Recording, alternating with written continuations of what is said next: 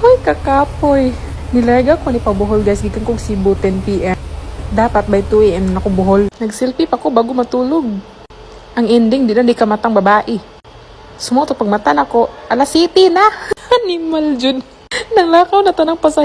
Ako, gadamgo pa. Nabili na pa jud akong ID, niabot ako sa destinasyon. Nibalik na po. Ani ka nabili na akong ID, na-realize na ako, halaw ako'y ID na adi sa crew nabili. Nabalaka ko ba sinilakaw na ang barko? Oh my gani, wala pa jud nang hinlo pa ang mga crew dira sa sulod. Sumusulod pa dira ang akong tadatala, mo akong akyat barko na babae, Diyos ko Lord. Kuha na nako.